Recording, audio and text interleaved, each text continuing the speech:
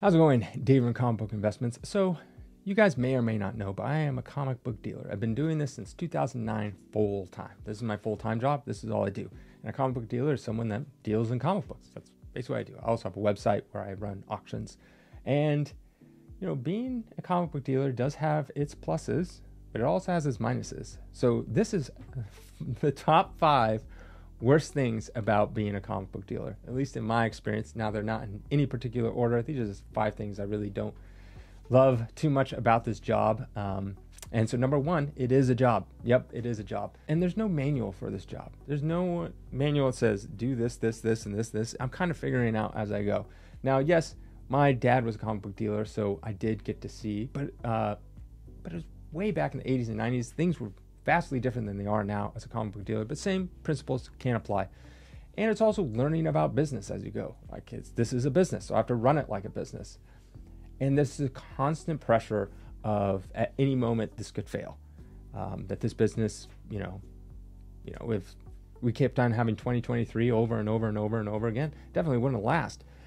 So there's constant pressure because, I have to make sure that I have work and money for my employees. I also have to make sure I have money for myself so I can feed my family, all that kind of stuff. So that constant pressure, it is a job. It is work all the time and owning the business. So you think about it all the time. There's not a day that goes by where I don't think about it. There's no I'm gonna clock in at 9 and leave at 5 and I left at the door. That doesn't happen. It's always something. I'm working on weekends. There's customers that text me, email me over the weekends. I try not to respond, but sometimes I still do because, it could be a bunch of responding back and forth, and, I have other things I have to do, but I usually work every weekend anyways. So there is no time out. It is a job. Another thing that sucks about being a comic book dealer is telling people their collections aren't worth anything. So that's always hard. It's such an awkward conversation, and I always feel bad because these people have been saving this whole time. They've been lugging around from move to move and long box after long box of stuff, and then it's just I'm sorry, it's not really worth anything. Sometimes it's not even worth my time to even sell it or anything. I was there's nothing I can do with it. I can't buy it from you. And because I got, not too long ago, there was a collection that came in, and this person literally wanted a quarter a book and 25 cents. And there's nothing I could do. I was I'm sorry, I don't want it. There's too many books. I couldn't do anything. And it's not stuff that's valuable, not worth a lot. It's not really worth my time selling. So I tried to help them out, and I reached out to multiple other dealers that I wanted. They all said no to. So sometimes this person had 14,000 comic books. Sometimes people collect the wrong thing. And I don't mean the wrong thing in terms of there's a right and a wrong, but wrong thing in terms of reselling it.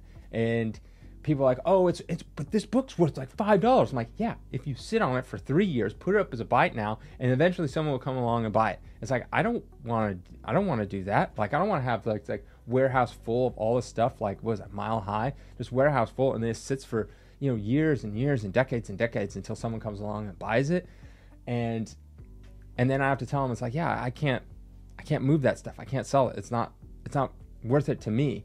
And you'll have to find someone else it is worth it to, and that makes it very hard.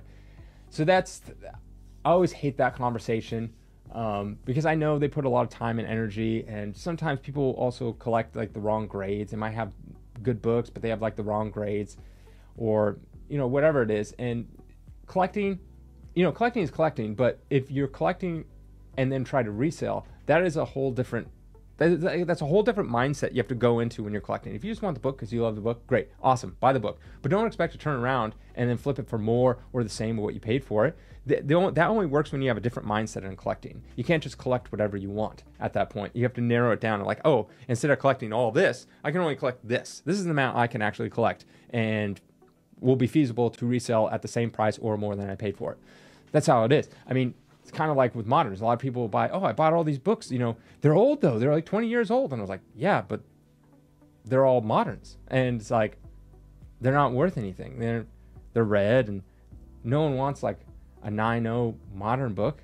And they're not graded and all sorts of stuff. So that's always a tough conversation that I have to have with people. And I never really like having it because a lot of people come in with a certain mindset. My collection is worth this because they have sentimental value. And I'm like, well, it's not worth this. And then some people are gracious and they're like, oh, I guess like, you're the expert, you know, because I am.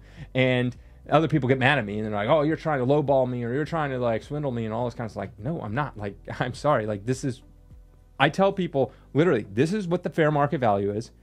This is what I'll pay you because I'm a dealer and I have to make margins. Usually it's anywhere, depending on the book, I'll pay, if it's graded, 70 to 80% of fair market value, depending on the book. If someone comes at me with like, oh, I have this like modern book, it's a 9.4, and I'm like, well, I'm not going to pay 70% of that value. It'll sit forever. It's not something I can do. Or if it's not graded, things like that. But that's why I tell people, I'm like, look, this is what it's worth. This is what I'm willing to pay. You can choose to do what you want with it. And a lot of people are like, no, it's worth way more. And I'll be like, but these are the actual sales. Here's sales data. I have to go off that. I can't go off of your opinion, your gut opinion. So yeah, that's always a tough conversation. I never really like having, because I know where it ends up leading. More times than not, the other person gets like angry or thinks I'm like swindling them or something like that. I'm like, I'm not. I just have a business to run. That's why I kind of like having this auction. I have the auction. I'm like, look, I'm 5%. We can throw it in the auction. I'll only take 5%. You get 95% of everything. And boom, there you go. You don't have to think, I don't have to work out a deal. I just like, look, give it to me. I'll sell it in my auction. We'll let the market decide. Market decides it's worth X. You'll get 95% of that. I only get 5%. So that ends up being great, having that. Next thing I hate is the massive swings in the industry. Now, this is more prevalent of lately because we saw all of a sudden comics hit that comic boom and then they started dropping. And the thing is, since I'm a comic book dealer, I can't just, hey, I'm not going to buy. I have to buy. I have to buy constantly. I have to have inventory to give to customers that they're looking for a book, so I have to buy it. And to see books that I bought just go down, down, down in price. And there's nothing I can do. I have to sell them. I have to move out inventory. I can't just sit on a price and be like, okay, this book is, I bought it for $10,000. I'm going to sit on it for $10,000. And then the book just drops. And you'll see that all the time. A lot of comic book dealers will leave their prices up like it's peak prices and like, okay, that book, you can see like 10 of the sales that are like a couple grand. And you have it up for 10 grand. I mean, famously, I had a book where it was a Fantastic Four number 4 first Silver Age Submariner. I got it for 10 grand. I was trying to sell it for 12. The movie was about to come out, Black Panther 2, and it just kept dropping and dropping. I kept dropping the price and the things would just sell and kept dropping. I ended up selling for like 4,500 or somewhere around there, 4,500, 5 grand. And so, lost that money. There's nothing I could do. There's nothing. I have to move it. I can't just sit on for 10 grand. No one's going to pay for it. So seeing them massive swings in the industry, especially when they're going down, is not fun. When they're going up, that's great. But when they're going down, the massive swings are not fun at all. Because like I said, it is a business. I have to move inventory, go back and forth. I mean, a lot of people that started in like 2020, 2019, 2021, when at the height, they went out of business. Thankfully, since we've been around since 2009, that was not the case, and I could weather the storm because I had a massive amount of inventory built up over time. So fourth would be, comics losing their magic. I did a video about this, but it does kind of suck that since I see so many of the comics, all the same comics over and over, like a Hulk 181, which was my grail back in the day, or even a Hulk 1, and now I just get them all the time. It's like, I always like looking at them. It's like, oh, this is cool. But I know going in that I'm just buying it it could be gone in a day, it could be gone in a month, and I'll, never see it again. Well, that particular copy, then I'll get another copy and another copy and another copy and another copy. And that's how it usually goes. It sucks more when you get into a copy that's something more rare. Like, oh, I got in a Batman 1. Well, sold that. Never going to see that again. And I haven't. So, I mean, I got a Showcase 22. We got the single highest grade. At the time, it was a 9.2. We sold that. And it's like, oh, never going to get that again. It's just things like that, like one of a kinds or, one of fives or stuff like that. Stuff that's rare. That's always stuff that kind of sucks. It's like I get it in and then it's gone. But it does lose the luster of a lot of books. I don't get as excited as I was when I was just a collector. Now that I'm a dealer, I have to do this for work. Getting in those Grail keys, it's just kind of like, oh, here's another one. It's still nice. It's nicer than the non-Grail keys. But I look at it differently. I don't look at it like, this is my book. I look at it as like, oh, this is someone else's book, right? Because it is. Really, I'm just holding it for X amount of time until it goes to its forever home or a home for a long time. And it makes someone else happy. So it does lose the magic a bit being a comic book dealer. All right, last thing. The worst thing about being a comic book dealer is trades. Yeah, trades are never fun. You have to think it from my perspective. I'll do every trade. Every person that emails me a trade, I will always go full force, tell them everything. I won't just throw it to the side. I always try to make it work. I always do. And I go in there with the best intentions, every single one, when I know that only 10% will work out. Literally, that's about how many trades work out. So for every 10 emails I get about doing a trade, one of them will work out. And it's just such a bad ratio. And that's why I really don't like them, because from my perspective, it doesn't really make any sense. And it's really hard for other people to understand that. And so this is how it goes. It's always one of two things, or both of them at the same time. It's either, I want your one really good book, and I will trade you a bunch of stuff. And I go, well, now that I could sell one comic book for 10 grand, or I could sell like 30 comic books that will equal 10 grand. Well, it's going to take me a whole lot longer and more time to sell those 30 books than that one book. And it's always like, oh, can I have your Fantasy 15 for a bunch of stuff that's not that popular? It's like, oh, you want a very high-end book that sells like that, Hulk 181 or something like that, and then you want to give me a bunch of stuff that's minor keys, that's going to sit a long time. And so from my perspective, if this is a job, I'm trying to sell it, make money, it's going to take me a lot more time to sell 20, 30 books than it will sell one really good book to get my money back. And so a lot of people don't understand it that way. So they'll do that kind of trade. I always get those trades all the time. It's like, I want your one book for a bunch of stuff. Another one, this can coincide with both, is they want a dollar match. They're like, oh, well, this book sold for 10 grand and my book sold for 10 grand. So let's do a swap. And I'm like, well, it doesn't make any sense from that, because I'm a dealer. I have to make money on every single transaction, because that's how I pay for everything and feed my family. And they don't get that. It's like, well, no, but this is what it's worth. I'm like, that's great, but you want my book. I don't want your book. Like, that's what they don't understand. I'm like, you're coming to me because you want my Hulk 181. I don't want whatever book you have. And then on top of that, my Hulk 181 will sell faster than whatever book you're trying to get me.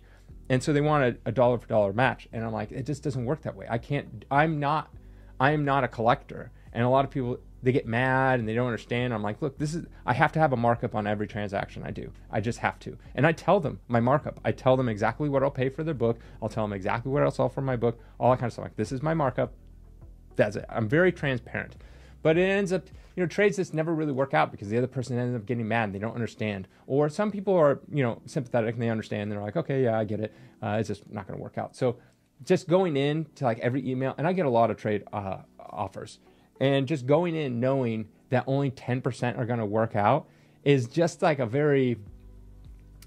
a very discouraging thing when I have to open the email. And here's the thing. I have to take their list. They're like, usually it's like, I have these 30 books I'm willing to trade, and you start selecting. So what do I have to do? I have to map up every single 30 book. I have to research every single one, price it in, blah, blah, blah, blah, blah, blah, do all the prices. Now, if they're raw, I have to ask a bunch more questions. Is it complete? Is it restored? Is this? Can I have a front, back picture? All this kind of stuff, because I have to figure out the grade. And then, so it's like all this, I'll make this big chart and add up everything. And I'm like, okay, I'll do this book for this, and this. And then they're like, no, those are worth more. I'm like, yeah, but this is my markup. It's like, oh, I don't want to do that. I'm like, okay, how about this, and this? No. And it's like email after email going back and forth. And in the very end, no, it's not going to work out. So that happens all the time. And it's more of going in, I know. But every email, I give it a fair shot. I start fresh. But I know going in that I'm probably going to be wasting 30 minutes to an hour of emailing back and forth. Some people want to call, but I always tell them no, because then I'll never, I do these all the time. And so it's like, I'll never remember our conversation. So if I have an email, I can always scroll back up and look. I'm like, oh, okay, I offered this, and this. Oh, okay. So I always email only, and I'll spend an hour and then nothing. It'll just not happen. So I'm not discouraging trades. You can go ahead and reach out for me for any trade you want. Just know going in that I am a dealer. I'm not a collector.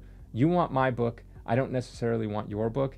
And I need to make need to make a markup on every transaction. So I would rather sell my book in cash and then take that cash to buy other deals than I will to trade a book for another book unless there's a markup on that transaction. That's the thing. So yeah, that's usually how it goes. Trades are definitely one of the worst parts about the job. I'm not saying the trades itself are bad, and I don't mind talking to people. It's just going in and dealing with all the work and knowing that it's not going to work out. And then people get mad, and they think maybe it's like, oh, you're trying to screw me. And I'm like, no, I'm not trying to screw you. This is like, you're coming to me. Like, you're coming to me. I just don't want to do it. Like, I'll do it if you give me these. And they're like, no, that's way too much. And I'm like, okay, then there you go. So that's usually what happens with trades. And it's rare that they work out, like I said, 10%. And I know, like, people online, they will do way more trades because they're going collector to collector. But me as a dealer, it doesn't really work out as well.